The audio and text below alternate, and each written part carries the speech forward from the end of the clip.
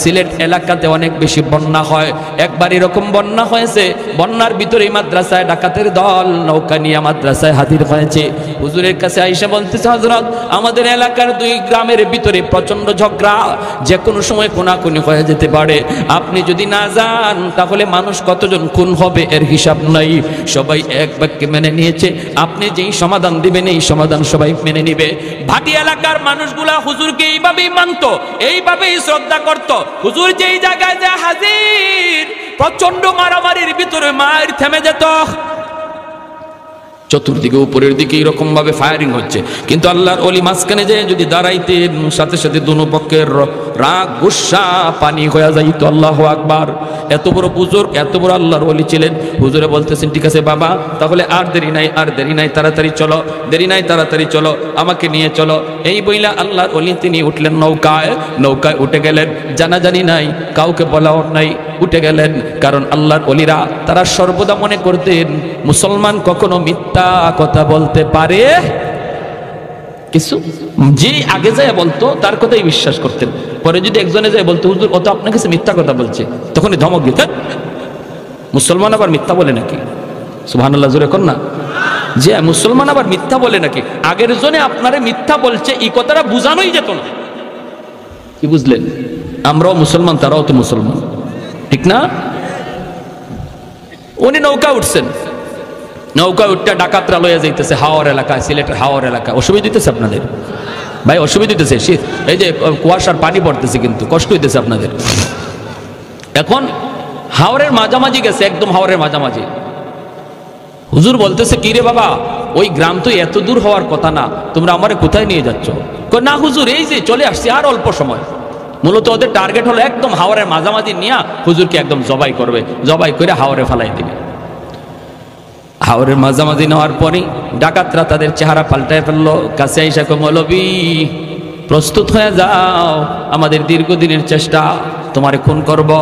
তোমার কারণে আমরা গান বাজনা যাত্রা প্যান্ডেল কিছুই করতে পারি না। খালি যাবায় যাও, এবারে যাই তুমি মাদ্রাসা, যেখানে যাও সেখানে গান বন্ধ করে ফেলো, ঠিক আছে?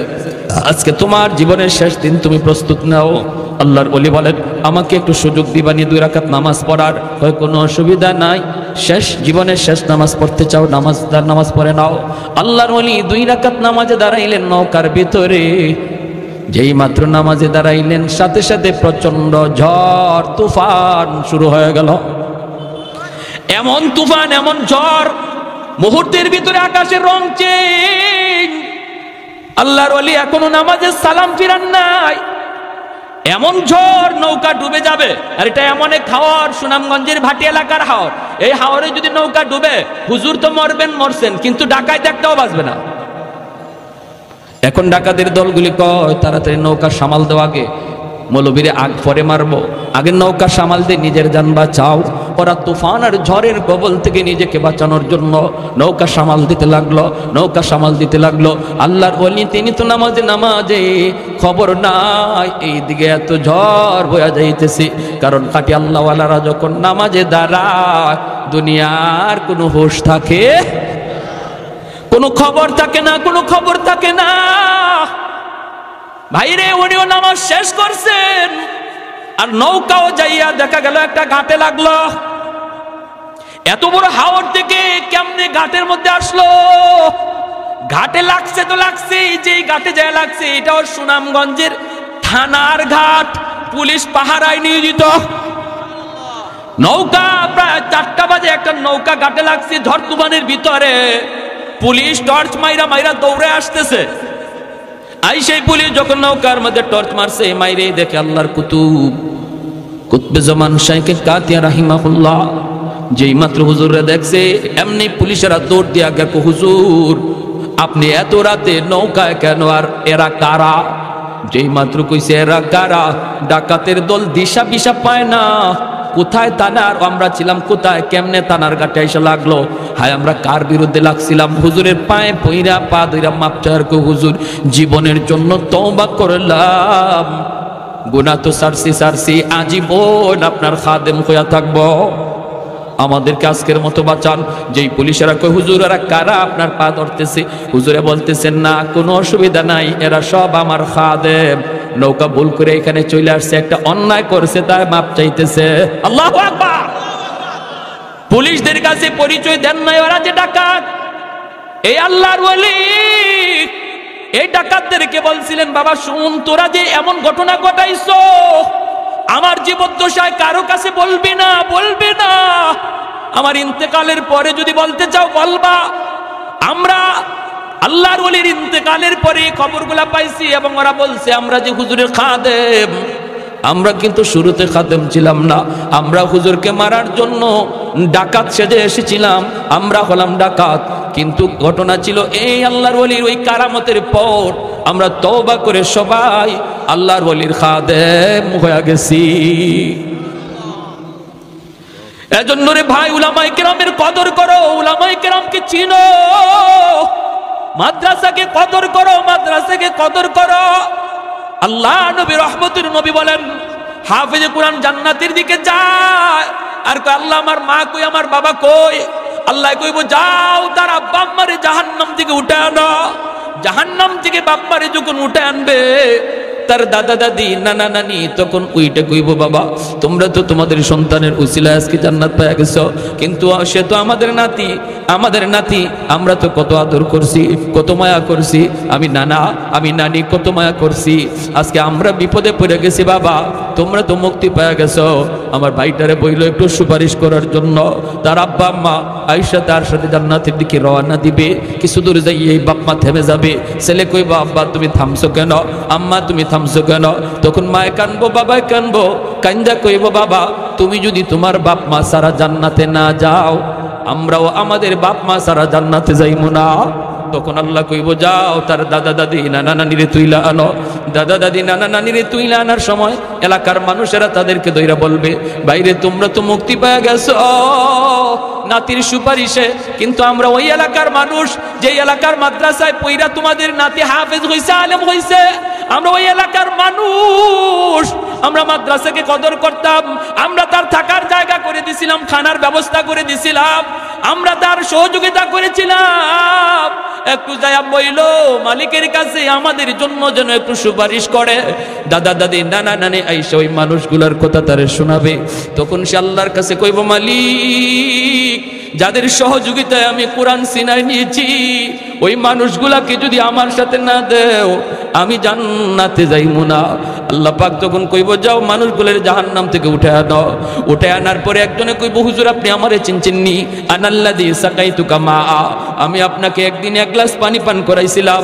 আনাল্লাযী ওয়াহাবতু লাকা ওযুআ, হুজুর আমাকে আপনি বুঝি চিনেন, আমি আপনারে একদিন এক বদনা ওজুর পানি দিছিলাম।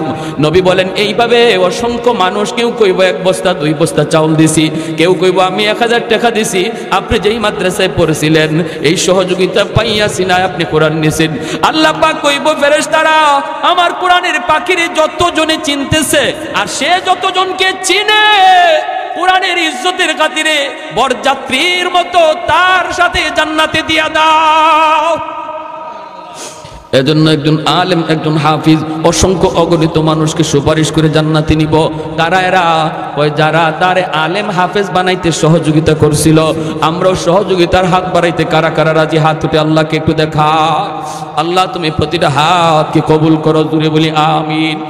পেটে সন্তান নিয়ে মা যদি বেশি বেশি গান শুনে, এই সন্তান বড় হয়ে গানের মাস্টার হয়। মা সন্তান পেটে নিয়ে যদি পর্দার ভিতরে চলে, সন্তান যেহনি হয়, মেধাবী হয়, জ্ঞানী হয়। আর মা সন্তান পেটে নিয়ে যদি বেপরদায় ঘুরে, এই সন্তানের ব্রেইন ঢিলা হয়, বোকা হয়, প্রতিবন্ধী হয়। এটা অভিজ্ঞরা অভিজ্ঞতার আলোকে বলেছেন। এজন্য ভাইরা মনে রাখবেন, যুবক সবার আগে যদি একটা সুন্দর সন্তান চাও, নেককার একটা ছেলে যাও, আগে মা, ভালো একটা মা তোমাকে তালাশ করতে হবে। পর্দানিশীল একজন মহিলা, একজন স্ত্রী তোমাকে খুঁজতে হবে। কোরআন তেলাওয়াতকারিনী একজন মা তার জন্য আনতে হবে। মা যদি ভালো হয়, সন্তান ভালো হয়, দেখবেন মা নামাজে দাঁড়াইলে ছোট্ট শিশুটাও মায়ের সাথে নামাজে দাঁড়ায়, ঠিক কিনা? মা তাসবিহ পড়ে, মা রুকু করে সিজদা করে, ছোট্ট শিশুটাও রুকু করে সিজদা করে। মা তাসবিহ পড়ে, টুট নড়ে, শিশু বাচ্চাটাও তাসবিহ পড়ে। কিসের তাসবিহ? তাসবিহ তো পড়ে না, তাসবিহ তো পড়ে না। মার ঠোঁট নাড়ে, এজন্য বাচ্চাটাও ঠোঁট নাড়ায়। জোরে বলি সুবহানাল্লাহ, আর একটু জোরে কোন সুবহানাল্লাহ। এজন্য ভাইরা মনে রাখবারে আল্লাহর বান্দা, সন্তানের ব্যাপারে আল্লাহর দরবারে বাপ মার জবাবদিহিতে হবে সবার আগে। কারণ ঘর হলো তার সর্বপ্রথম বিদ্যালয়, বাপ মা হলো তার সর্বপ্রথম শিক্ষক। ঘরের মধ্যে সন্তান যা কিছু শিশুবেলা থেকে বড় হওয়ার পর এটার আসর থাকে। ঘরের মধ্যে সন্তান যা কিছু শুনে এটা তার মরণ পর্যন্ত আসর থাকে। কারণ শিশুকালে বাচ্চাগুলির দিল দেমাগ হলো কাদামাটির মতো, কাদামাটির ভিতরে যা খুশি লেখা যায়, মাটি যদি শক্ত হয়ে যায় লেখা যায় না। সন্তানের চোখ হলো ভিডিও রেকর্ডার, কান হলো তার অডিও রেকর্ডার। চোখ দিয়ে আপনার সন্তান যা কিছু দেখবে ঘরের ভিতরে সব কিছু চোখের মধ্যে রেকর্ড করে রাখে। কান দিয়ে আপনার শিশু বাচ্চাটা করে যা শুনে সব কিছু কানের মধ্যে রেকর্ড করে রাখে। যেদিন সে বড় হওয়ার পর সাপ্লাই দেয়, এতদিন পর্যন্ত যা কিছু রেকর্ড করেছে বড় হওয়ার পরে তাই সাপ্লাই দেয়। এখন যদি আপনার সন্তানের কানের মধ্যে আপনি গান রেকর্ড করান, ঘরের ভিতরে নাটক চলছে, ঘরের ভিতরে সিনেমা চলছে, টেলিভিশনের আওয়াজ চলছে, ছোট্ট বাচ্চাটা বুঝে না কিন্তু গানের আওয়াজ তার কানে রেকর্ড হয়ে রয়েছে। ছোট্ট বাচ্চা সিনেমার কোনো অনুষ্ঠান বুঝে না কিন্তু নাচ গানের দৃশ্য তার চোখে রেকর্ড হয়ে থাকে। এটা আল্লাহর পক্ষ থেকে দেওয়া তাকে দুইটা রেকর্ডার। চোখ হলো তার ভিডিও রেকর্ডার, কান হলো তার অডিও রেকর্ডার। আমরা মনে করি শিশু বাচ্চা বুঝে না, কিন্তু না না, শিশু বাচ্চা সব বুঝে, সব কিছু তার রেকর্ড হয়ে থাকে। যেদিন সে সাপ্লাই দেয়, যদি কানের ভিতরে গান রেকর্ড করে থাকি তখন গানই সে সাপ্লাই দিবে। আর যদি কানের ভিতরে কোরআন তিলাওয়াত রেকর্ড করে তাহলে সে কোরআন তিলাওয়াত বাজাবে, ঠিক কি না?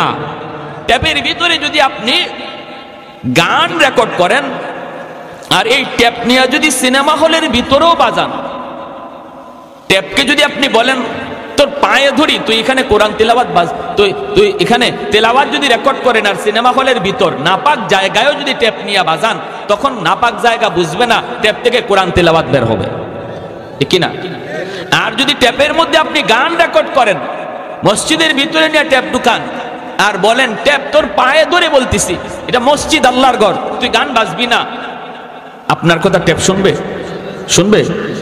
ট্যাপ বলবে আরে আহম্মক বোকা, তুই আমার মধ্যে রেকর্ড করলি গান আর শুনতে চাস কোরআন তেলাওয়াত, এটা কেমন করে হয়? এটা কোনোদিনই তো হবে না। মসজিদের ভিতরে বাজাইলেও সে গানই বাজবে। এজন্য আপনার সন্তানের দিল আর দিমাগের ভিতরে শিশুকালে যদি মাদ্রাসায় ভর্তি করায়া তার কোরআন তেলাওয়াত রেকর্ড করানো হয়, যদি তার কানের ভিতরে তেলাওয়াত আর চোখের মধ্যে কোরআন তেলাওয়াতের দৃশ্য রেকর্ড করা হয়, আল্লাহর নাম তার হৃদয়ের ভিতরে খুদাই করে লিখে দেওয়া হয়, যদি পরকালের ফিকির তার অন্তরে ঢুকায় দেওয়া হয়, এরপরে যদি আপনি তার কলেজেও পড়ান, ভার্সিটিতেও পড়ান, নাস্তিকদের ভিড়েও যদি যায়, ঢাকা ইউনিভার্সিটির বাংলা বিভাগেও যদি আপনার সন্তান পড়ে যেখানে নাস্তিকগুলি চতুর্দিকে ভিড় করা, সেখানেও সে নাস্তিক হবে না, বরং ইসলামের সৈনিক হবে, আল্লাহর সৈনিক হবে, রসুলের সৈনিক হবে, উলামায়ে কেরামের পক্ষে থাকবে, কোরআনের পক্ষে থাকবে। আওয়াজ দিয়ে এখন ঠিক কিনা? আর যদি শিশুকালে দিন না শিখান, শিশুকালে যদি তার দিন না শিখান, শিশুকালে যদি তার কোরআন না শিখান, শিশুকালে যদি তার ইসলাম না শিখান, তাহলে এই ছেলে বড় হওয়ার পর যত চেষ্টাই করেন লাইনে থাকবে না, সে বেলাইনে চলে যাবে, বাপমার সাথে বেয়াদবি করবে, আলেম ওলামার সাথে বেয়াদবি করবে, মাদ্রাসার সাথে বেয়াদবি করবে, নামাজ পড়বে না, হালাল হারাম চিনবে না, হ্যাঁ, যা পাইবে তাই খাবে, ঠিক কিনা? জোরে কর প্যারে হাজির। এজন্য বলি মনে রাখবেন, শিশুকালে 5 বছর মিনিমাম মাদ্রাসায় বাচ্চাটারে পড়ান। ডাক্তার বানাইতে চান, অসুবিধা নাই, আমরা নিষেধ করি না। এদেশে ডাক্তারের প্রয়োজন, ইঞ্জিনিয়ারের প্রয়োজন। সবাই মাদ্রাসায় পড়লে ডাক্তার ইঞ্জিনিয়ার হবে কে? মাদ্রাসা থেকে মুফতি মুহাদ্দিস হাফেজে কোরআন বের হয়, ডাক্তার ইঞ্জিনিয়ার বের হয় না। একটা দেশের জন্য প্রয়োজন। আমি বলি ডাক্তার বানান, ইঞ্জিনিয়ার বানান, এটা ইসলাম কখনো নিষেধ করে না। কিন্তু ইসলাম বলে ডাক্তার পরিচয় সন্তানের বড় পরিচয় নয়, আমার সন্তানের সবচেয়ে বড় পরিচয় হলো সে মুসলমানের সন্তান। এজন্য সবার আগে মুসলমানই শিখাইতে হবে। আওয়াজ দিয়ে বলেন ঠিক কিনা? সবার আগে মুসলমানই শিখাও। সন্তানকে বলো বাবা ইঞ্জিনিয়ার হওয়া তোমার বড় পরিচয় নয়, ডাক্তার হওয়া বড় পরিচয় নয়, তোমার সবচেয়ে বড় পরিচয় তুমি মুসলমান। এজন্য সবার আগে মুসলমানই শিখো। আর মুসলমানি শেখানোর জন্যই মাদ্রাসায় 1 বছর 2 বছর না 5 বছর পড়াইতে হয় শিশুকালে। মক্তবে 1 ঘন্টা পড়ানোর দ্বারা মুসলমানি শিক্ষা করা হয় না। মক্তবে 1 ঘন্টা হুজুর 200-250 ছাত্রকে কখন পড়া দিবে আর কখন নিবে সহি শুদ্ধ করে কোরআনই হুজুর পড়াইতে পারে না। বাচ্চাদের মারামারি, কিলাকিলি, ঘুষাঘুষি, এই মামলা ডিসমিস করতেই তো হুজুরে 1-1.5 ঘন্টা চলে যায়, ঠিক না? এটা আমরাও তো বুঝি বাপ মারা, যে হুজুরে মক্তবে যে কি পরিমাণ ভালো পড়াইতেছে এটা আমরাও বুঝি। অনেক মাও আছে এমন মনে করে ঘরে বাচ্চা ঝামেলা করে, দুষ্টামি করে, মক্তবে পাঠাই দেয়, কিলাকিলি যা আছে, ঘুষাঘুষি যা আছে সব যেন মক্তবে যেয়ে করে, ঠিক না? তো এই জন্য মক্তবে পড়ানোর দ্বারা বাপ মা জিম্মাদারি আদায় হয় না, সন্তানের হক আদায় হয় না, সন্তান মুসলমানি শিখতে পারে না। 5 বছর মাদ্রাসায় পড়াইতে হবে শিশুকালে, নুরানি মাদ্রাসায়। আর আলহামদুলিল্লাহ এখন মাদ্রাসাগুলিতে 5 বছর শিশুকালের, এই যে শিশুকালের 5 বছর 1 থেকে 5 পর্যন্ত মাদ্রাসায়ও স্কুলের সমমানের অঙ্ক ইংরেজি সিলেবাস রাখা হয়েছে। স্কুলে যে অঙ্ক ইংরেজি পড়ানো হয়, মাদ্রাসায় একই অঙ্ক ইংরেজি পড়ানো হয়। শুধু আপনাদের কথা চিন্তা করে যারা মনে করতেছেন ছেলেকে ডাক্তার বানাবেন, ইঞ্জিনিয়ার বানাবেন, আপনার কথা ভেবে মাদ্রাসার সিলেবাস এমন করা হয়েছে। বানান ডাক্তার, ইঞ্জিনিয়ার বানান, কিন্তু সবার আগে তার জীবনের লেখাপড়ার শুরুটা যেন মাদ্রাসা থেকে হয়, তার জীবনের শুরু যেন মুসলমানি শিক্ষার দ্বারা হয়, তার লেখাপড়ার শুরু যেন কোরআনের শিক্ষার দ্বারা হয়। তাহলে মুসলমানের সন্তান হবে আগে মুসলমানের সন্তান হবে, তারপরে তার পরিচয় হবে ডাক্তার। যেই ছেলে মুসলমানি শিক্ষা ডাক্তার হবে, তার নিয়ত হয়ে যাবে পরিশুদ্ধ, হারাম পথে কোনোদিন টাকা কামাই করবে না, মিথ্যা সার্টিফিকেট দিয়া কোনো রোগীর প্রাণ নিবে না, টাকার লোভে পইরা কোনো নরমাল ডেলিভারি কেস কোনো মহিলার সিজার লাগবেই মিথ্যা কথা বইলা 40,000 টাকার লুপ করবে না, কারণ তার সিনার ভিতরে কোরআনের মহব্বত, হালাল হারাম সিনায় খুদাই করে লিখে দেওয়া হয়েছে। সমাজে এমন ডাক্তারও আসেনি না নাই? নরমাল ডেলিভারি হবে এটা ডাক্তার ভালো করে জানে, এরপরও বিল বেশি আসবে না যদি সিজার করা না হয়। তাই ডাক্তার রিপোর্ট দেয় সিজার করতেই হবে, না করলে বাচ্চাও মারা যাবে, মাও মারা যাবে। ভয়ে আমরা কই স্যার যেভাবে যত টাকা লাগে আমার বাচ্চা বাঁচান, আমার বিবিরে বাঁচান, এইরকম দিয়া ডাক্তার কয়, মনে মনে হাসে কয় আমি তো এটাই চাইছি, ঠিক না? ডাক্তার মনে মনে কয় আমি তো এটাই চাইছি। যে ডাক্তার 30-40 হাজার টাকার লোভে পড়া একজন সুস্থ মহিলাকে সারা জীবনের জন্য অসুস্থ বানায় দিল, এই ডাক্তাররে আপনারা ডাক্তার বলবেন না ডাকাত বলবেন? আওয়াজ আসতে হয়েছে, জোরে কর। ডাক্তার না ডাকাত? কেন? কারণ তার জীবনের শুরুটা কোরআন শিক্ষার দ্বারা হয় নাই। এমন ডাক্তারের বাবা হওয়ার চেয়ে না হওয়া ভালো, এমন ডাক্তারের দাদা হওয়ার চেয়ে না হওয়া ভালো। আর যদি কোরআন শিক্ষায়া ইসলামী জিন্দেগি তারে মুসলমানের সন্তান বানাইয়া তারে ডাক্তার বানাইতেন, তাহলে এই ডাক্তারের নামে বাপমার সুনাম হতো। আর এখন কইব যখন এই ধরনের ডাকাতি করবো, ওই খুঁজে ডাকাইতের বাপ যায়, ডাক্তারের বাপ কইব না, ওই ডাকাতের বাপ যায়, ঠিক না?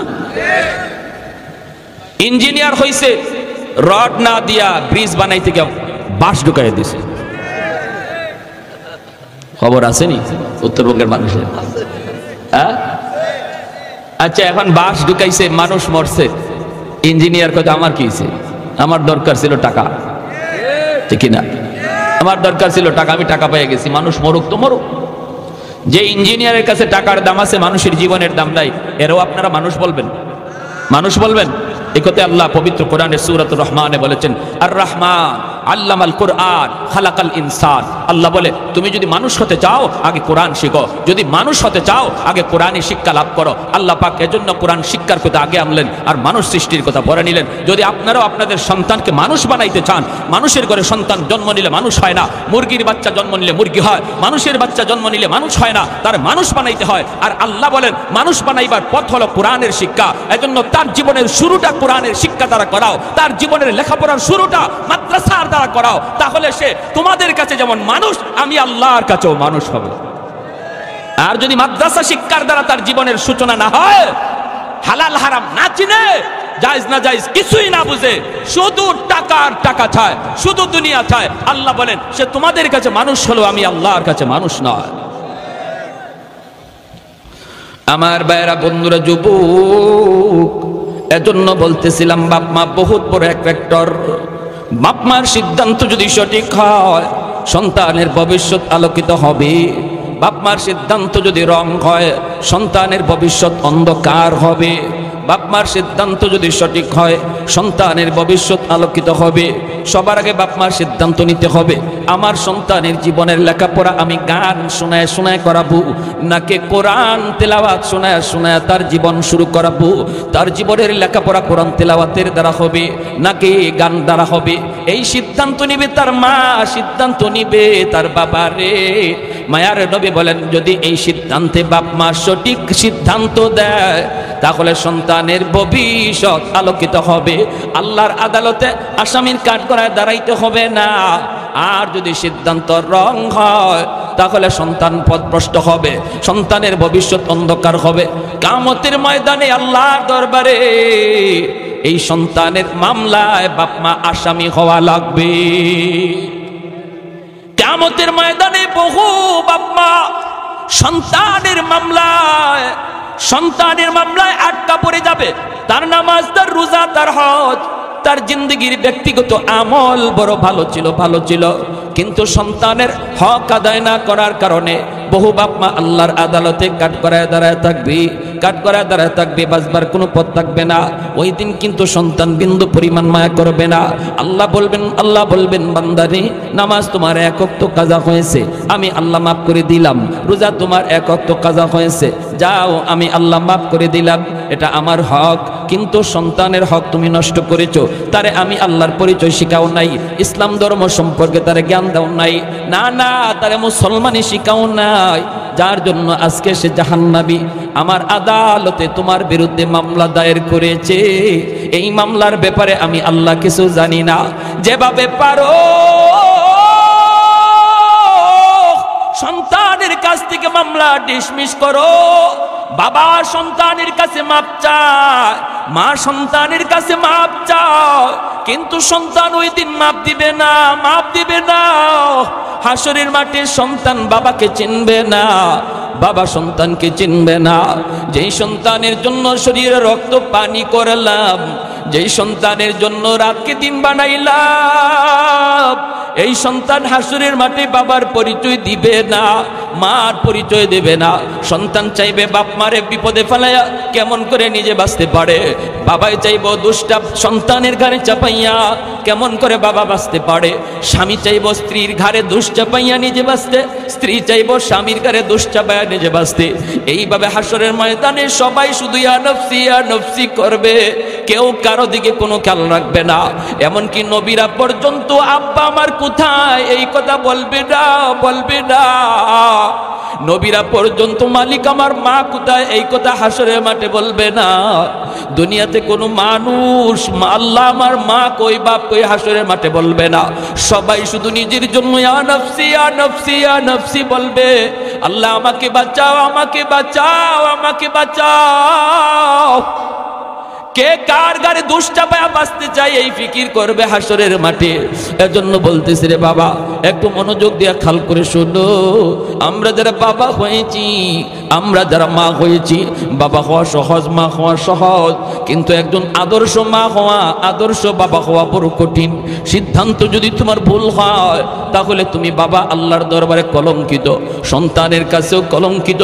আর যদি সিদ্ধান্ত তোমার সঠিক হয় সন্তানের কারণে নাম উজালা। যেই সকল বাপ মা সন্তানকে হাফেজে কোরআন বানানোর নিয়ত করবে, নূরুন আলা নূর, আলেম বানানোর নিয়ত করবে, তাহলে এটা তো নূরুন আলা নূর।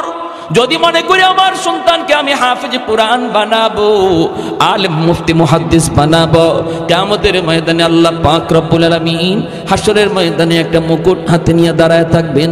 হাসরবাসী মানুষ বলবে আল্লাহ কার জানি অপেক্ষা করি, কার জন্য জানি মালিক অপেক্ষা করতেছে, মুকুট জানি আল্লাহ কাকে পরাইতে চায়। নবীর বাপ মা সামনে গেলেও আল্লাহ পাক নড়বে না, আল্লাহ পাক পরিচয় দিবেন না, আল্লাহ কাছে ডাকবেন না। কত মানুষ আল্লাহর কাছে যায় দাঁড়াবে, আল্লাহ কাউকে কাছে ডাকবেন না। এমনি একজন মানুষ যা কইব মালিক আমাকে আপনি চিনেননি, আল্লাহ তখন বলবে বান্দা তুমি কে? কই আমি অমুক হাফেজে কোরআনের আব্বা, আমি অমুক মুফতি সাহেবের মা। মালিক তখন ডাক দিয়া বলবে হাসরের ময়দানে, বান্দা রে আজ কোটি কোটি মানুষের ভিতরে আমি আল্লাহ তোমাকেই খুঁজতেছি। মান ক্বারাআল কুরআন ওয়া আমিলা বিমা ফীহি উলবিসা ওয়ালিদাহু তাজান ইয়াউমাল কিয়ামাহ দাউহু আহসানু মিন দাউইশ শামস।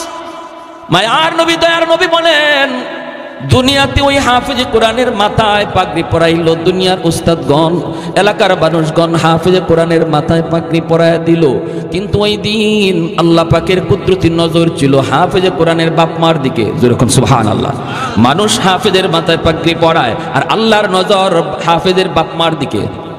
সুবহানাল্লাহ জোরে কইতেন না? আর একটু জোরে কোন সুবহানাল্লাহ, আর একটু জোরে সুবহানাল্লাহ। আল্লাহু আকবার।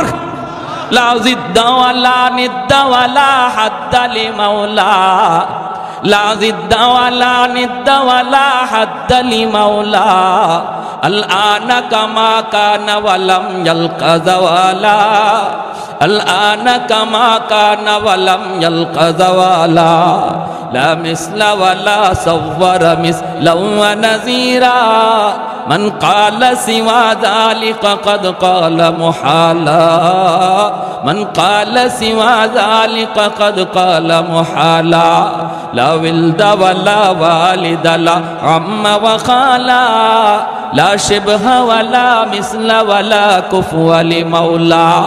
জোরে সুরে বলি আল্লাহু আকবার। আর একটু জোরে মুসলমানের আওয়াজে আল্লাহু আকবার।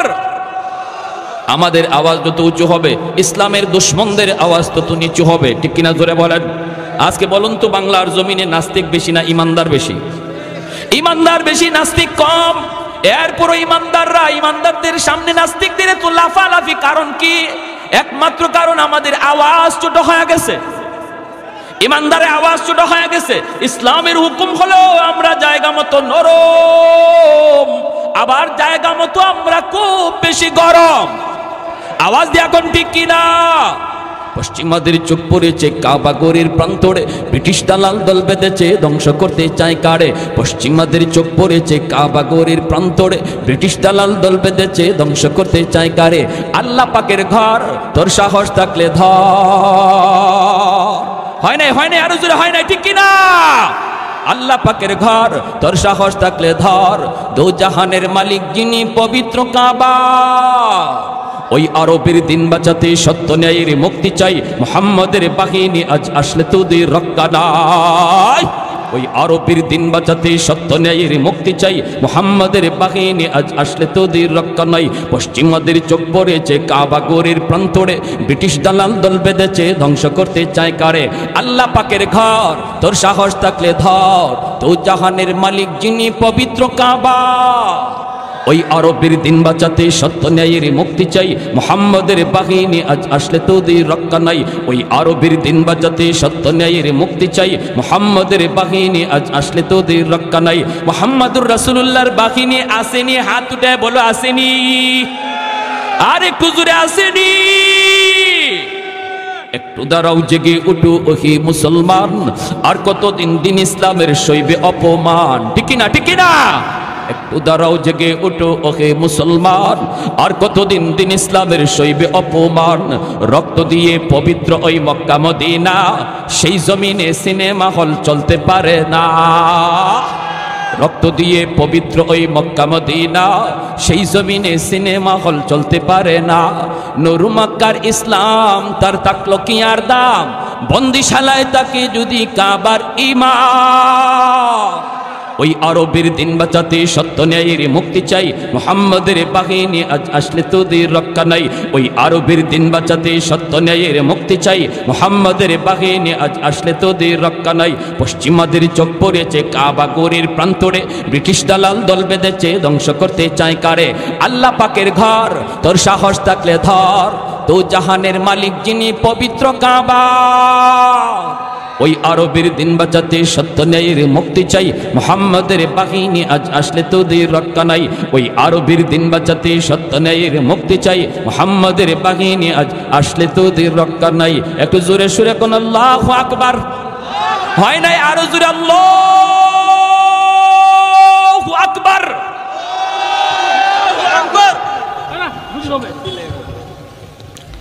কি ভাই, ভয় পাইছেন? লালমনিরহাটের মানুষ ভয় পাইছেন? আমরা কার সৈনিক? আরো জোরে কার? আল্লাহ তুমি কবুল করো, জোরে বলি আমিন, আরো জোরে বলি আমিন।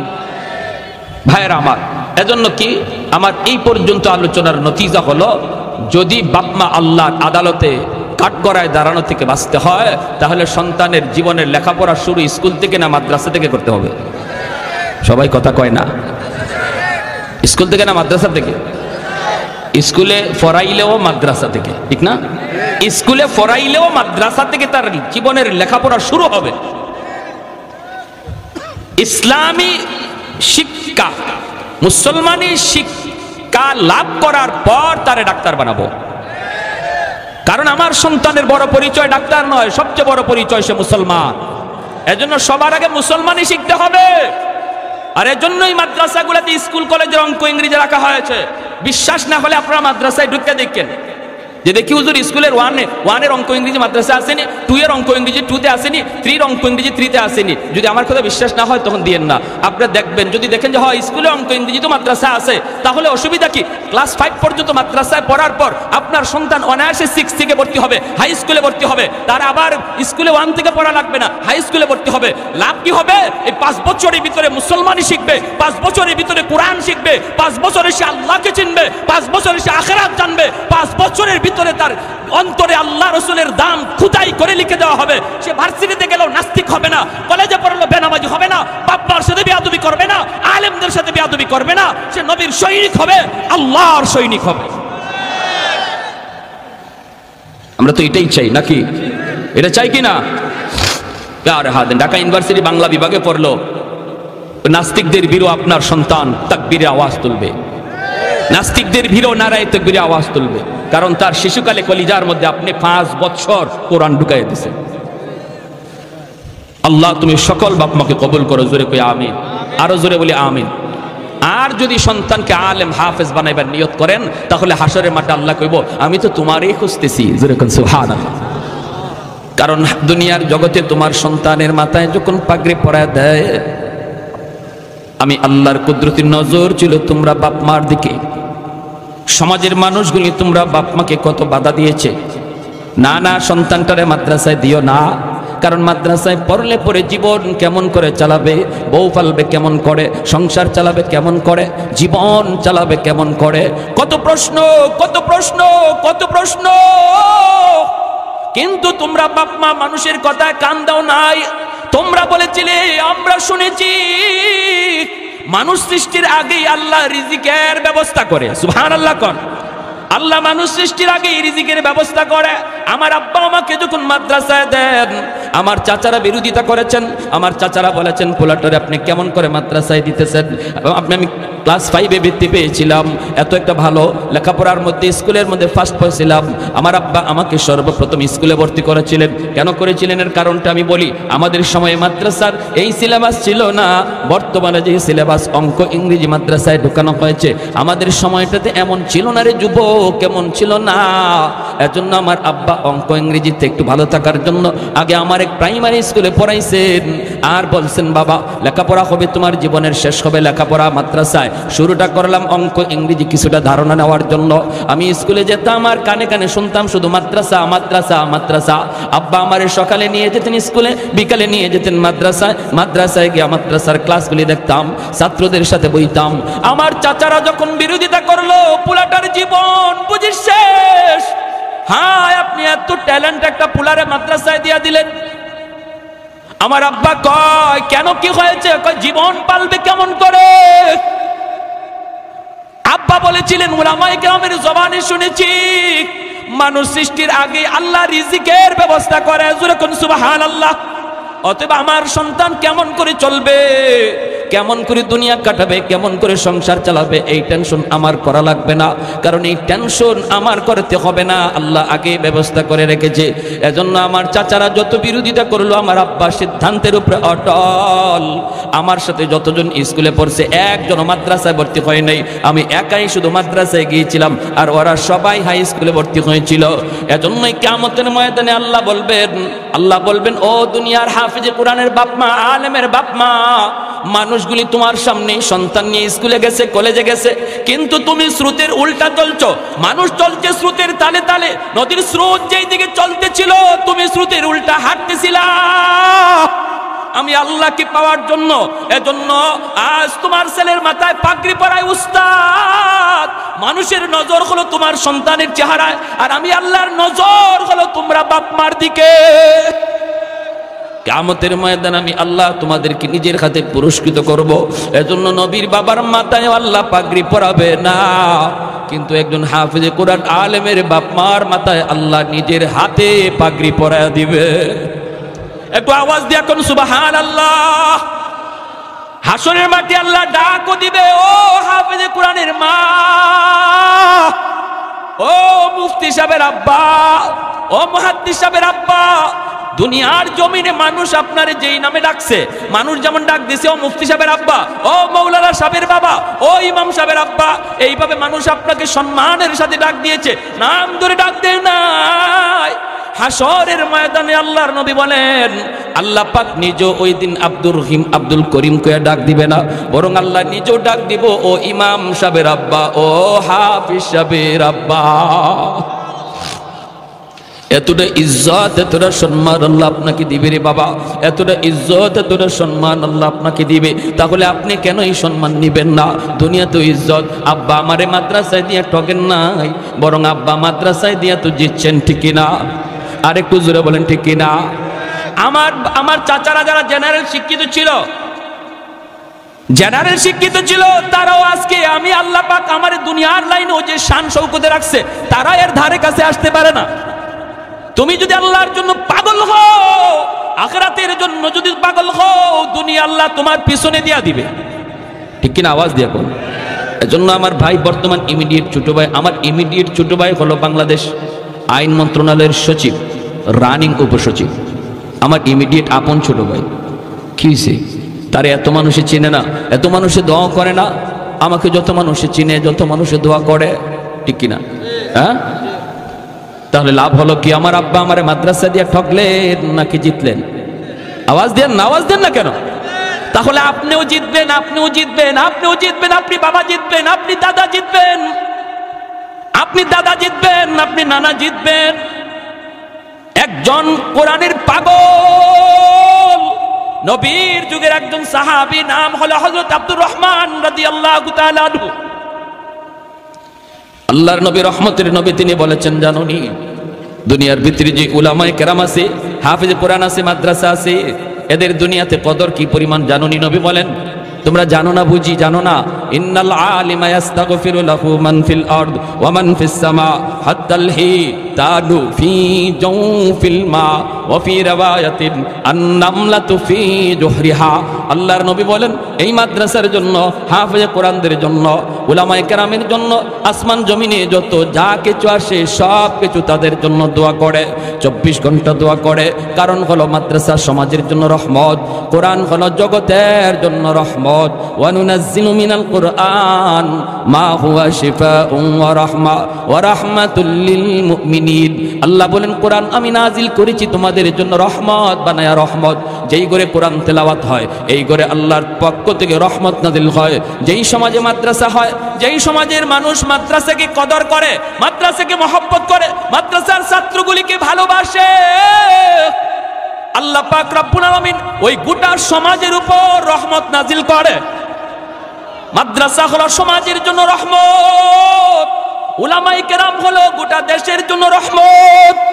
উলামায়ে কেরামের কদর যেই সমাজে হয়, যেই দেশে হয়, আল্লাহর পক্ষ থেকে রহমত নাজিল হয়। কারণ উলামায়ে কেরামের সিনার ভিতরে আল্লাহর কোরআন, আল্লাহর কোরআন রহমত চুম্বকের মতো টাইনা আনে, চুম্বকের মতো টাইনা আনে। এজন্য আল্লাহ পাকের ভাষায় এই সমাজে, এই দেশে, এই জগতে এখনো রহমত দুনিয়াতে নাজিল হয়। গাছ থেকে ফুল হয়, ফল হয়, জমিন থেকে ফসল হয়, নদী থেকে মাছ হয়। এই যে আমরা আলো বাতাস পাই, সূর্য পূর্ব দিগন্তে উঠে পশ্চিম দিগন্তে অস্ত যায়, আল্লাহ পাক রব্বুল আলামিনের ভাষায় এই সবগুলি নিয়ামত আল্লাহ দুনিয়াতে দিতেছে কোরআনের খাতিরে, মাদ্রাসার খাতিরে, আলেমদের খাতিরে, হাফেজে কোরআনের খাতিরে। জগতে হাফেজে কোরআন আছে বিদায় এখনো সূর্য পূর্ব দিকে উঠে, জগতে উলামায়ে কেরাম আছে বিদায় এখনো গাছ থেকে ফুল হয় ফল হয়, জগতে এখনো মাদ্রাসা আছে বিদায় এখনো মানুষ সন্তানকে কোরআনের হাফেজ বানায়। এই ধারাবাহিকতা এখনো সমাজে আছে, এখনো মানুষ মাদ্রাসায় দান করে, এখনো মানুষ ওয়াজ মাহফিলে যায় বসে, আল্লাহর কথা রাসূলের কথা কোরআনের কথা শুনে। বিধায় আল্লাহ বলে এখনো গাছ থেকে তোমরা ফল পাও, গাছ থেকে ফুল পাও, জমিন থেকে ফসল পাও, নদী থেকে মাছ পাও, সুস্থতার নিয়ামত নিয়ে বেঁচে আসো। মিল ফ্যাক্টরির মালিক, ইন্ডাস্ট্রির মালিক, সুস্থতার নিয়ামত, যত যা কিছু নিয়ামত দেখো সবগুলি নিয়ামত আল্লাহ বলেন কোরআনের খাতিরে আমি দিয়ে রাখছি। যেদিন মাদ্রাসা বন্ধ হয়ে যাবে, যেদিন উলামায়ে কেরাম জন্ম নেওয়া বন্ধ হয়ে যাবে, যেদিন মানুষ সন্তানকে হাফেজে কোরআন বানানোর কথা ভুলে যাবে, আল্লাহ পাক বলে ওই দিন গাছ থেকে আর ফুল ফল পাইবা না, জমিন থেকে আর ফসল পাইবা না, নদী থেকে আর মাছ মিলবে না, রিজিকের ব্যবস্থা আর এত সুন্দর আসবে না, সুস্থতার নিয়ামত দিয়ে হাঁটতে পারবা না। আমি আল্লাহ জগতের সমস্ত নিয়ামত একে একে উঠায় নিব। বাল আনজালতু আলাইকুমুল আযাবা সাব্বা, পরপর পরপর জমিনের ভিতরে শুধু গজব আর গজব আমি নাজিল করব। অতএব ভাইরা রে, এখন আসমানি গজব আসমানে, জমিনি গজব জমিনে আল্লাহ চাপায় রাখছে মাদ্রাসার খাতিরে। এখন আসমানি গজব আসমানে, জমিনের গজব আল্লাহ জমিনে আটকায় রাখছে উলামায়ে কেরামের খাতিরে। ছোট ছোট বাচ্চাগুলি মাদ্রাসায় পড়ে, এই বাচ্চাগুলির বাড়ি কোথায়, বাবা কোথায়, মা কোথায়? ওই বাপ্পা সাইরা আপনার বাচ্চা আপনার কুলে এই বয়সে ঘুমায়, মার হাতের গরম ভাত খায়। আর এই ছোট ছোট বাচ্চাগুলি যে এই বয়সে মার কুলে ঘুমাইতো, এই বয়সে বাবার কুলে ঘুমাইতো, মার হাতের গরম ভাত খাইতো, এই বাচ্চাটার বিছানা মায় কইরা দিত, এই বাচ্চাটার মা তুলায় তুলায় খাওয়াইতো। ওই বাচ্চাটা আজকে আল্লাহর কোরআনের মহব্বতে কোথায় মা কোথায় বাবা তাদেরকে সাইরা এখানে আল্লাহর কোরআনের পাগল হইয়া, আল্লাহর কোরআনের পাগল হইয়া আপনাদের মাঝে এসেছে হিজরত কইরা। বাইরা আজকে মা ভালো কিছু খাইতে পারে না, বাবা ভালো কিছু বাজার থেকে আনলে খাইতে পারে না, খাইতে গেলেই সন্তানের কথা মার ইয়াদ পড়ে যায়, বাবার ইয়াদ হয়ে যায়, বাবার চোখ দিয়ে পানি ঝরে, মার চোখ দিয়ে পানি ঝরে। আমার সন্তানটা জানি ওই জায়গায় কি খায়, কেমনে ঘুমায়। ভাইরা বন্ধুরা, যেই বাচ্চাগুলি আজকে কোরআনের মহব্বতে আসলো, সব চাইরা আপনাদের মাঝে, এইবার আপনারা হলেন তাদের বাবা, আপনারা হলেন তাদের মা। ওরা দ্বীনের জন্য হিজরত করেছে, আপনারা দ্বীনের জন্য নুসরত করবেন। হিজরত আর নুসরত যখন এক হয়, দ্বীন জিন্দা হয়ে যায়। নবী হিজরত করে মদিনায় এসেছেন, মদিনার মানুষ সাহায্য করেছে, আনসার হয়েছে, আপনারা আনসারের ভূমিকায় যাবেন। ওরা মুহাজিরের ভূমিকা পালন করেছে দ্বীনের জন্য। আল্লাহ গোটা জগৎটাকে মদিনার মতো সোনার দেশ বানায় দিবে। যেরকম সুবহানাল্লাহ। মদিনা যেমন সোনার মদিনা হয়ে গেছে, এই এলাকাটার আল্লাহ সোনার মদিনা, সোনার দেশ বানায় দিবে, সোনার গ্রাম বানায় দিবে। যদি হিজরত আর নুসরত এক হয়ে যায়, মুহাজির আর আনসারের ভিতরে ভ্রাতৃত্ব বন্ধন কায়েম হয়। যেই বাচ্চাগুলি মা বাবা সাইরা এখানে আসলো, এদের জন্য আপনারাই হলেন মা, আপনারাই হলেন বাবা। আল্লাহ পাক রব্বুল আলামিন কইব কিয়ামতের ময়দানে, এ বান্দা শুন, যার খাতিরে আমি আল্লাহ তোরে খাওয়াইলাম, যাদের খাতিরে আমি আল্লাহ তোরে গাছ থেকে ফুল ফল খাওয়াইলাম, জমিন থেকে তোরে ফসল খাওয়াইলাম, ওরা খাইলো কিনা তুই খেয়াল রাখছনি? ওরা খাইলো কিনা? যাদের খাতিরে আমি তোরে সুন্দর বিল্ডিং বানাইবার তৌফিক দিলাম, তারা ঘুমাইবার জায়গা পাইলো কিনা তুই খেয়াল রাখলি কিনা? কিয়ামতের ময়দানে আমার খানা আমার ঘুম ছিল সুন্দর, আর আমার পাশের মাদ্রাসায় যেই বাচ্চাগুলি কোরআনের জন্য এসেছে, যাদের খাতিরে আল্লাহ দুনিয়া টিকায় রাখলো, আমাকে নিয়ামত দিয়ে রাখলো, ওরা যদি খাওয়ার জায়গা না পায়, ঘুমাইবার জায়গা না পায়, তাহলে কিয়ামতের ময়দানে আল্লাহর সামনে এলাকার মানুষের মুখ দেখাইবার কোনো সুযোগ থাকবে না। আমি যেই বাচ্চাটারে লজিং রাখবো, আমি যেই বাচ্চাটারে খাওয়াবো, মনে রাখবা এই বাচ্চাটারে তুমি আমি খাওয়াই না, বরং তার উসিলায় আল্লাহ আমাকে খাওয়া। যে লজিং রাখছি, বাচ্চাটারে আমি খাওয়াইতেছি না, কথাটা একটু ঘুরায় বলবেন। একজন হাফেজ, একজন আলেম, একজন মুফতি, একজন ছোট বাচ্চা মাদ্রাসায় পড়ে, তারে যদি আমি আমার ঘরে খানা খাওয়াই, বলতে হবে আমি তারে খাওয়াই না, বরং আল্লাহ তার উসিলায় আমাকে খাওয়ায়। ইন্নাল আলিমা, এটা আমার কথা নয়, এটা আমার নবীর কথা। নবী বলেন ইন্নাল আলিমা ইয়াস্তাগফিরু লাহু মান ফিল আরদ ওয়া মান ফিস সামা হাত্তাল হিতানু ফি জাওফিল মা। নবী বলেন এই কথাটা তোমরা যদি ভালো করে নাও বুঝো, এই সূক্ষ্ম কথাটি যদি তোমরা নাও বুঝো, আসমান জমিনের আর যত প্রাণী আছে তারা কিন্তু ঠিকই বুঝে। ওই যে গাছ মাছ ফুল ফল, এই যে দেখতেছো জঙ্গলের বাঘ ভাল্লুক, এই যে দেখো গর্তের পিপিলিকা আর পানির নিচের মাছ, এরাও কিন্তু মাদ্রাসার ছাত্রের কদর বুঝে, তালেবে ইলমের কদর তারা বুঝে। নবী বলেন এজন্যই গাছের গর্তের পিপিলিকা পর্যন্ত মাদ্রাসার জন্য 24 ঘন্টা দোয়া করে। কি করে দোয়া করে? নবী বলেন দোয়া করে, আল্লাহ আমি গর্তের পিপিলিকায় এখনো গর্তে বেঁচে আছি মাদ্রাসার উসিলা। আল্লাহ পানির নিচের মাছ আমি বেঁচে আছি মাদ্রাসার উসিলা। আমি বাঘ বেঁচে আছি এখন মাদ্রাসার উসিলা।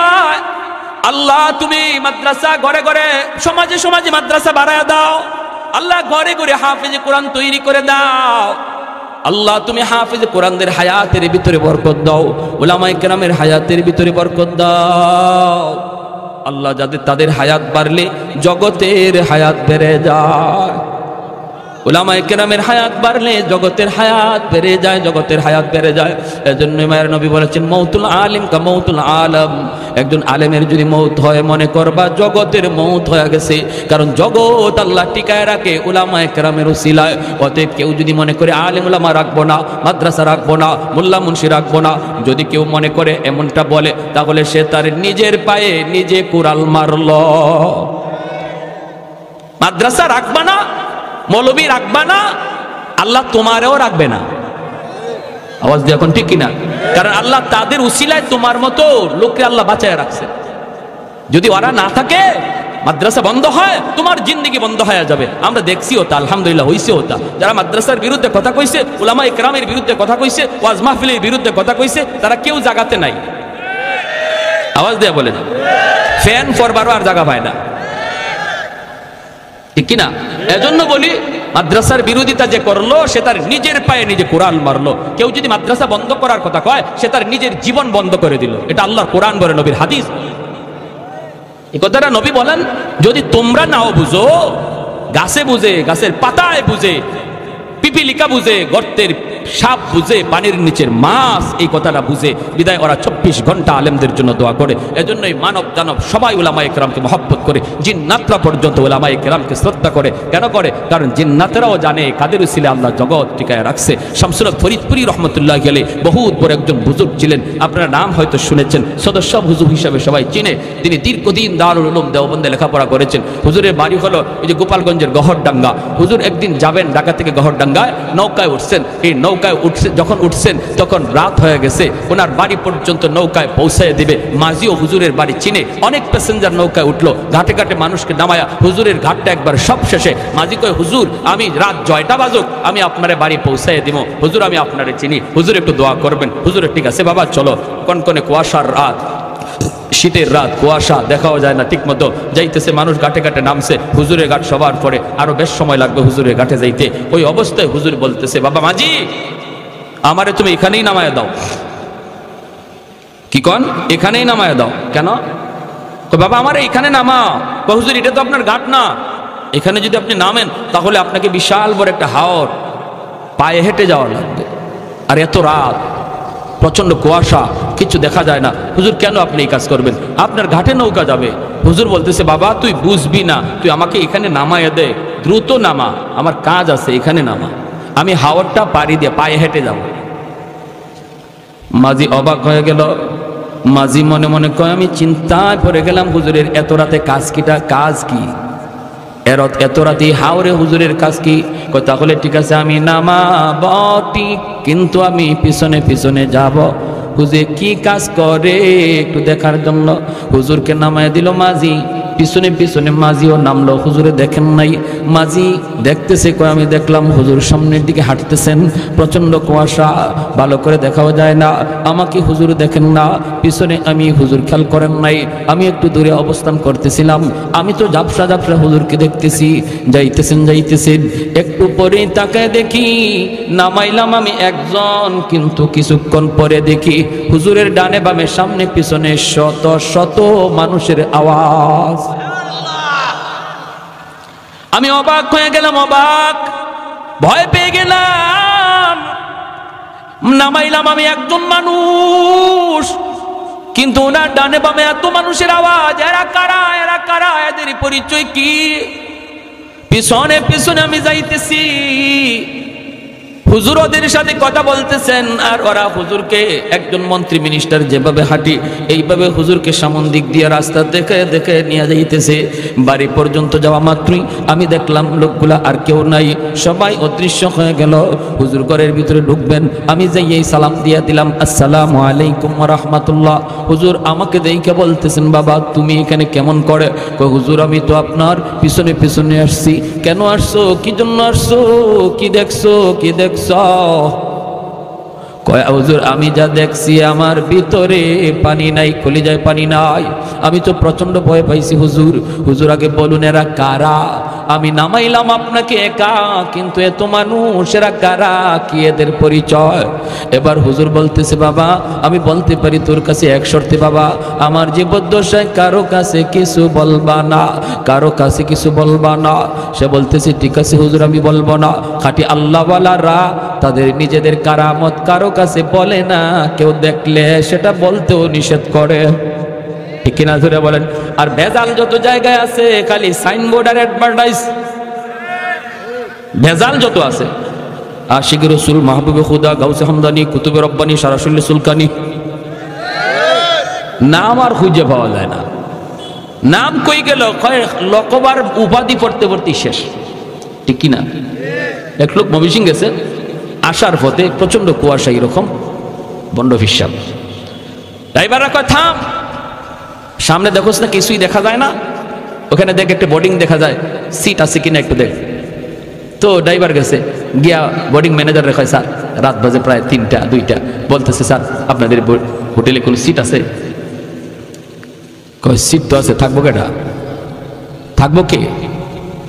থাকবে আশিকি রাসূল, মাহবুবে খুদা, গাউসে হামদানি, কুতুবে রব্বানি, সারাসুল্লি সুলকানি, কইতে কইতে 16টা টাইটেল। ম্যানেজারে দূরমে ভাগো, সিট নাই। ম্যানেজারে ভাবছে 16টা সিট লাগবো। নাম যখন 16টা কইছে, ম্যানেজারে ভাবছে সিট লাগবে কটা? 16টা। কয় সিট নাই, সিট নাই ভাই, যান যান। আর কয় হুজুর সিট নাই। হুজুর কয় সিট না হইলে কেমনি যাবি? যাওয়ার তো কোনো উপায় নাই। হোটেলের বারান্দায় গামছা বিছা, চাদর বিছায় রাত কাটা, হোটেলের বারান্দার মধ্যে চাদর বিছায় ঘুমাই রইছে। ফজরের সময় ম্যানেজার উঠছে, ওইটা দেখে এত মোটা এক হুজুর গড়াগড়ি করে শীতের মধ্যে কনকনে কাঁপে। কয় বেড়া ঘটনা কি? এখানে হুজুর নিয়ে এরকম করো? কয় তুই হুজুর নিয়ে এখানে কি করো? তুই আমার কাছে ভিতরে সিট চাইলি না? আমি তো আপনার কাছে সিট চাইছি। কয়েক বেড়া তুই তো সিট চাইলি 16টা, তাই বললে কি আমার কাছে 2টা সিটও নাই? এখন হুজুরে উঠছে, উঠতে কয় রে এই টাইটেলে আমাদের দুনিয়াতেও সিট দিল না, মরণের পরেও সিট দিত না, ঠিক না?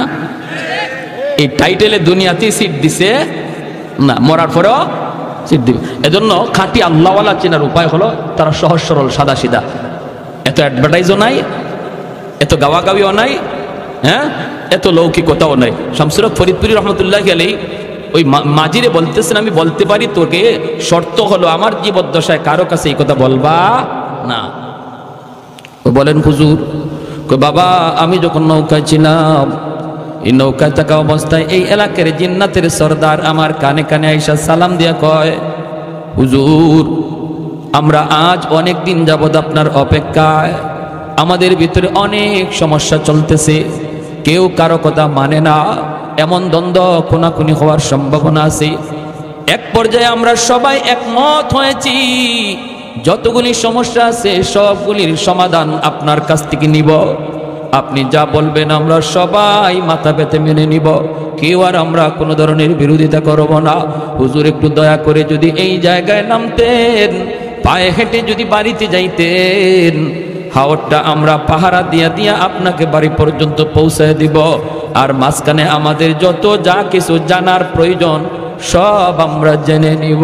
আল্লাহু আকবার। मैं तालिब मौला हूँ मेरे इश्क़ निराला, मैं तालिब मौला हूँ मेरे इश्क़ निराला, है जुमला जहां जिनके तजल्ली से उजाला, है जुमला जहां जिनके तजल्ली से उजाला। मादरुद जहां गैर खुदा यार नदारम, जुज़ याद खुदा हीच दिगर कार नदरम, जुज़ याद खुदा हीच दिगर कार नदरम। जोरे कुन अल्लाहु আকবার, আর একটু জোরে কুন আল্লাহু আকবার। তাহলে আল্লাহর নবী বলেছেন উলামায়ে কেরামকে মানব দানব পশু পাখি সবাই শ্রদ্ধা করে, কারণ হলো ওরা জানে উলামায়ে কেরামের উসিলায় আল্লাহ সবাইরে খাওয়াইতেছে। ঠিক কিনা, ঠিক কিনা? আমার আপনার আল্লাহ খাওয়ায় মাদ্রাসার উসিলায়, ঠিক কিনা? আমি মাদ্রাসা দান করলেও মাদ্রাসা চলবে, না করলেও মাদ্রাসা চলবে, বাকি মাদ্রাসায় আমি দান কইরা মাদ্রাসা টিকায় রাখছি বিষয়টা এমন নয়, বরং মাদ্রাসায় উসিলায় আল্লাহ আমাকে টিকায় রাখছে। ঠিক কিনা রে ভাই?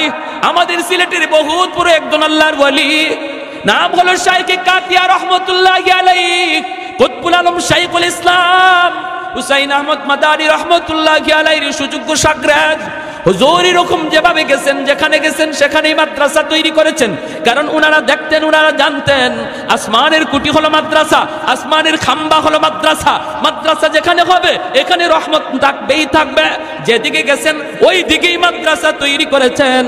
এজন্য বিদাতীদের দল, ভণ্ডদের দল হুজুরকে হত্যা করার জন্য ওরা ষড়যন্ত্র করে।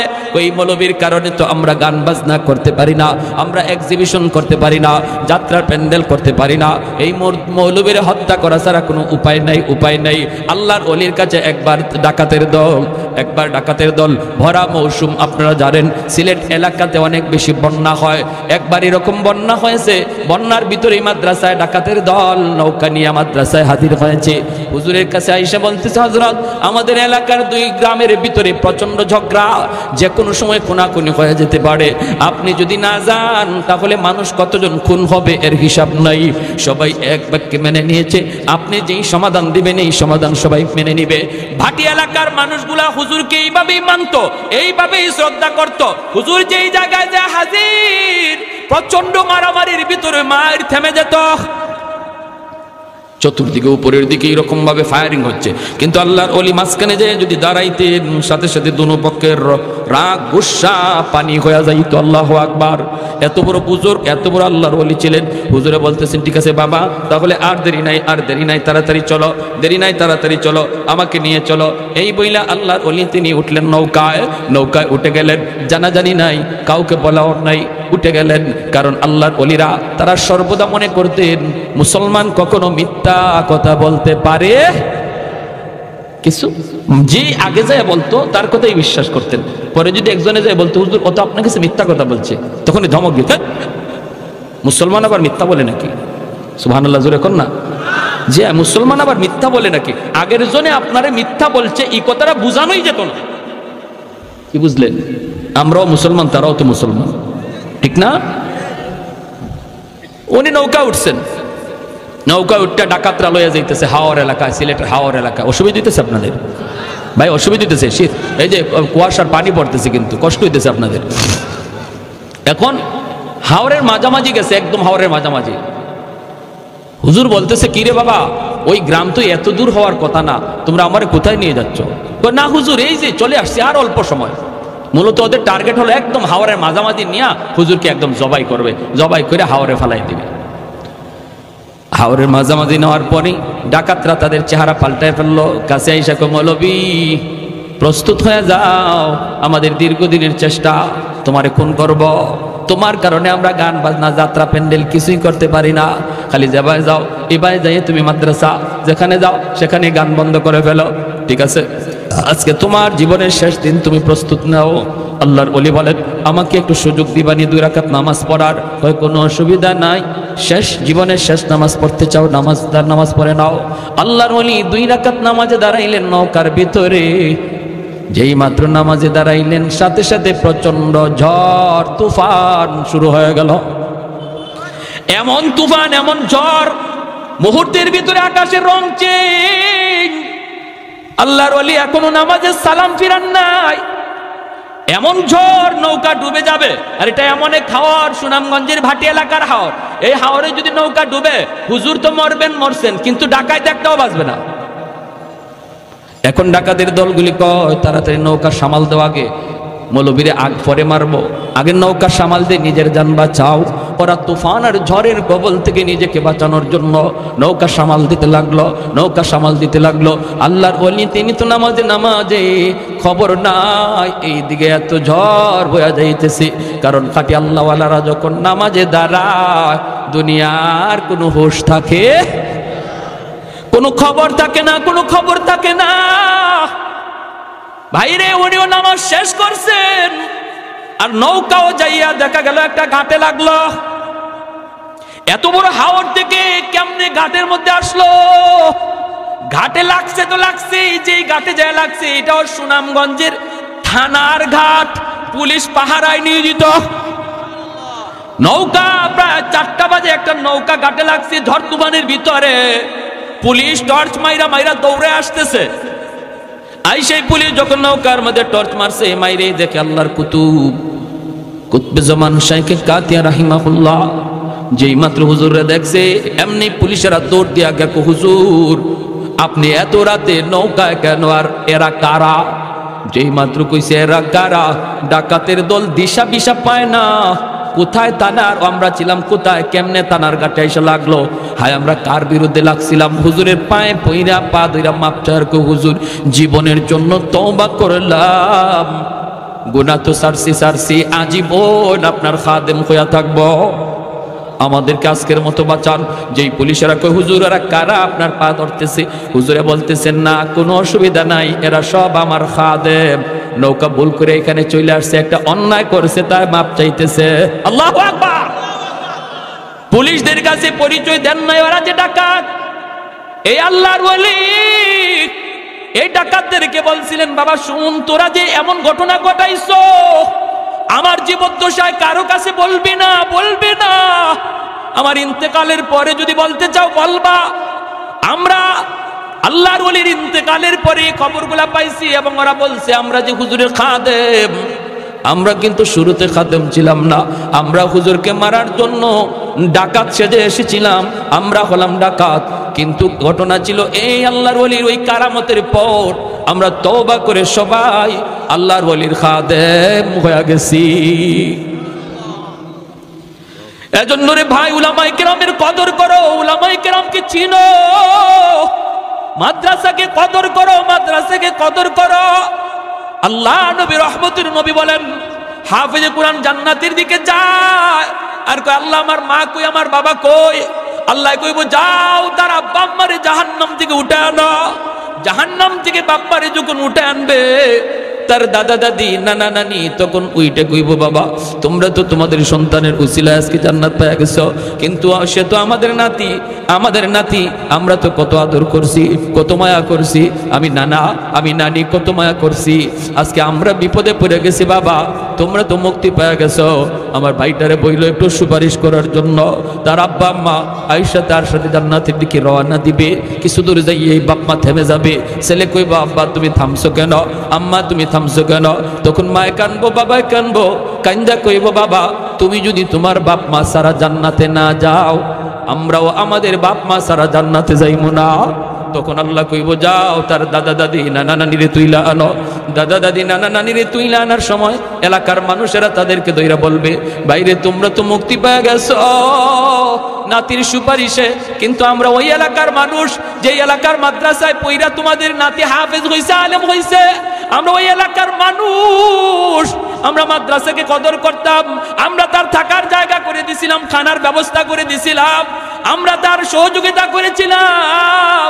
একটু যায়া বইল মালিকের কাছে আমাদের জন্য যেন একটু সুপারিশ করে। দাদা দাদি নানা নানি আইসা ওই মানুষগুলোর কথা তারে শোনাবে। তখন সে আল্লাহর কাছে কইব মালিক যাদের সহযোগিতায় আমি কোরআন সিনায় নিয়েছি, ওই মানুষগুলাকে যদি আমার সাথে না দেও আমি জান্নাতে যাইমু না। আল্লাহ পাক তখন কইব যাও মানুষগুলোর জাহান্নাম থেকে উঠে আনো।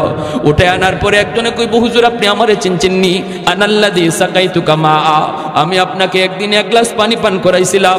আনাল্লাযী ওয়াহাবতু লাকা ওযুআ, হুজুর আমাকে আপনি বুঝি চিনেন, আমি আপনারে একদিন এক বদনা ওজুর পানি দিছিলাম।